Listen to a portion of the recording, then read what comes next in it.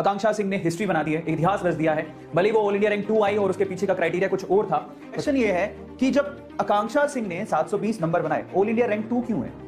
सवाल काफी बच्चों के उठता होगा कि 720 में से 720 नंबर बनाए, पूरे में से पूरे मार्क के, तो ऑल इंडिया रैंक 2 क्यों है, 1 क्यों नहीं है ना? तो ये सवाल का जवाब मैं आपको देता हूं। But why rank 2, second rank की क्यों है? तो उसके पीछे का लॉजिक मैं थोड़ा सा आपको समझा देता हूं। रैंक 1 बेसिकली किसकी है? शोएब आफ्ताब की। वो लड़का सब जानते हैं, उसने भी हिस्ट्री क्रिएट की है, पर आज हम लोग आकांक्षा के लिए बात करना चाहते हैं, क्योंकि अक्सर ये बोला जाता है कि चांद पे पहला कदम किसने रखा, लोग उसी को याद रखते हैं।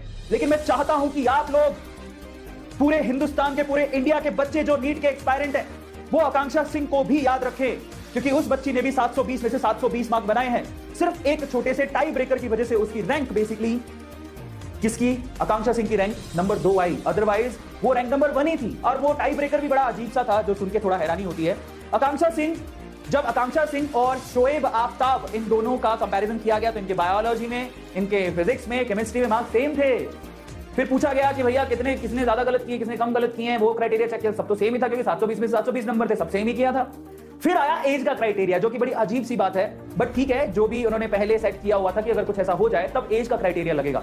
In that case Shoaib Aftab 18 साल के थे और आकांक्षा सिंह 17 साल की थी, इसलिए शोएब आफ्ताब को पहली रैंक दी गई और आकांक्षा सिंह को दूसरी रैंक दी गई। लेकिन आप जरा सोचो कि इस बच्ची को ध्यान से देखो, यूपी की हमारी इस बच्ची ने इतनी कम उम्र में, टॉपर की उम्र 1 साल ज्यादा है, टॉपर में 1 साल का एक्सपीरियंस ज्यादा था, उसके बावजूद भी टक्कर से टक्कर दी और 720 में से 720 नंबर बनाए। बहुत बड़ी बात है, बहुत बड़ी बात है। जो दिया गया क्राइटेरिया उसका सम्मान करते हैं, और ओवरऑल हमारे लिए ये 2 टॉपर्स हैं, ठीक है? तो आकांक्षा सिंह और उनके जज्बे के लिए सल्यूट है। बहुत सारे लोग ऐसा बोलते हैं कि स्कूल में पढ़ाई नहीं होती। आपने कभी सोचा कि स्कूल में पढ़ाई नहीं होती, वो टीचर्स गए कहां?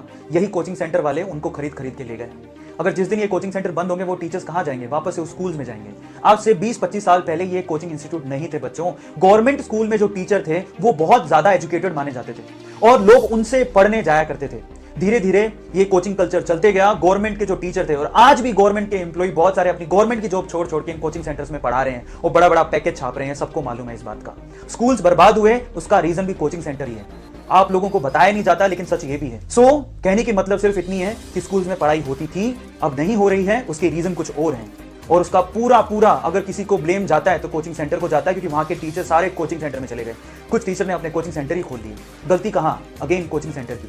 रैंक बनाने का काम कोचिंग सेंटर नहीं करते। मुझे बहुत सारे मैसेजेस ऐसे मिले कि सर, जो टॉपर होते हैं उनकी रिस्पॉन्सिबिलिटी तो ये कोचिंग सेंटर उठा लेते हैं, लेकिन जिनका रैंक नहीं बनता उनके बारे में क्या? उनके बारे में तो कोई बात ही नहीं करता है। नाउ थिंक ऑफ इट, उनके पास एडमिशंस लाखों में होते हैं, लेकिन सिलेक्शन 5000 4000 भी नहीं होते। Think of it. हमें सोचने की जरूरत है। इसलिए सबसे पहले कोचिंग कल्चर को लगाम लगानी पड़ेगी। और आपके एडवर्टीजमेंट से इन्होंने इतने ज्यादा फीस बढ़ा दी है, 2.5 लाख, कोई 1.5 लाख, इतनी फीसें होती हैं क्या है एनसीईआरटी में? मुझे समझ में नहीं आ रहा कि जिनके लिए आपको कोचिंग करने की जरूरत है। एक पेपर शायद थोड़ा सा मुश्किल होगा, जे एडवांस। मैं आपको एक बात बताता हूं, बहुत सारे बच्चों को पता नहीं है। आज से 20 साल पहले, अगर आप 20 साल पहले के पेपर उठाओ, जिसमें ऑब्जेक्टिव और सब्जेक्टिव पेपर भी होता था, पेपर बहुत हार्ड होते थे। तब कोचिंग सेंटर नहीं थे, तब 50% मार्क बनाना भी बड़ी बात थी। आज पेपर इतने आसान हो गए हैं कि लोग full out of full mark भी लाते हैं। पिछले साल की बात है, 360 में से किसी बच्चे के 360 नंबर भी आए थे। पेपर का लेवल कंटिन्यूसली गिरते जा रहा है, तो फिर किस बात की कोचिंग की जरूरत है? हम मेहनत करके भी निकाल सकते हैं। और अभी तो जो आप पेपर का पैटर्न देखोगे, वो सारा का सारा एनसीईआरटी से है। मुझे समझ में नहीं आता, सिर्फ एनसीईआरटी को पढ़ के जब आपका सिलेक्शन हो सकता है, अगर आप शिद्दत से पढ़ लो, थोड़ी बहुत जो मदद की जरूरत है, वो बहुत सारे सोर्सेज हैं, बहुत सारे, आप ढूंढिए तो सही। सिर्फ कोचिंग सेंटर जाने से रैंक नहीं बनता। अच्छा, एक और बात, अगर आप कोचिंग सेंटर जाना चाहते हो तो कोचिंग सेंटर वाले को बोलो, जब आप इतना फीस ले रहे हो, आप लिख के दो कि आपका सिलेक्शन हो जाएगा। कोई नहीं लिख के देगा।